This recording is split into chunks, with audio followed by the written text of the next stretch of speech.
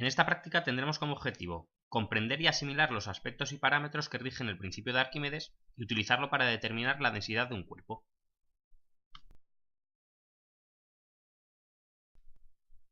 Para realizar esta práctica contaremos con distinto material, como es un juego de cilindros, un dinamómetro transparente, una varilla sujeta sobre un pie en forma de V y una nuez con gancho, y un vaso graduado que llenaremos de agua destilada.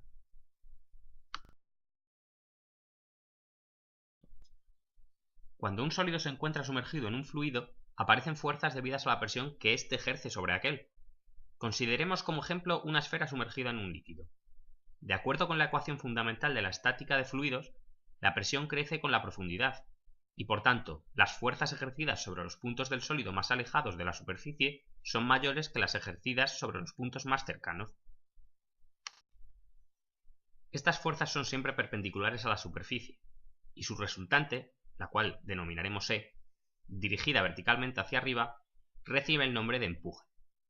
La diferencia entre el peso, W, del cuerpo y el empuje, E, es el peso aparente. Si el peso aparente es positivo, el sólido se hundirá. En caso contrario, flotará de tal modo que el empuje sobre la parte sumergida sea igual al peso. La aparición del empuje debido a las fuerzas de presión no está limitada al caso de los líquidos. Estas fuerzas aparecen también en los gases, si bien en estos los valores del empuje son mucho menores debido a la menor densidad que presentan. El principio de Arquímedes establece que el empuje sufrido por un sólido sumergido en un fluido es igual al peso del volumen del fluido que desaloja. A partir de aquí es fácil obtener una relación entre el peso aparente del cuerpo sumergido y las densidades de sólido y fluido. Sea V el volumen del sólido y ρ sub s su densidad. Su peso entonces será igual a la densidad del sólido por la gravedad por el volumen. Puesto que el volumen del fluido desplazado por el sólido totalmente sumergido es también V, el empuje viene dado por la ρ del fluido por la gravedad por el volumen. Por tanto, el peso aparente, F del sólido sumergido, será igual a la diferencia entre las densidades por la G por el volumen.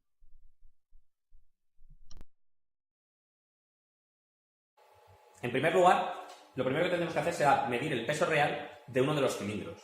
Y para ello lo único que tendremos que hacer será colgarlo del dinamómetro y ver lo que nos marca en Newton. Una vez tenemos realizada esta medida, tendremos que llenar el vaso con agua destilada y posteriormente bajar el cilindro hasta introducirlo del todo. Posteriormente tendremos que medir el peso aparente que nos da este ejercicio. Esto tendremos que repetirlo hasta 3 veces, una por cada cilindro del que queremos medir la densidad. Seguidamente, calculamos el volumen del cuerpo, despejándolo de la expresión 1, la del principio de Arquímedes. Y, posteriormente, lo comparamos con el valor experimental observado al comprobar el incremento del volumen del líquido presente en el vaso, que debe ser del mismo orden o similar, debido a los errores de precisión y cálculo. Por último, calculamos la masa del cuerpo por la expresión 2, y finalmente ya podemos calcular la densidad del cuerpo a través de la expresión 3.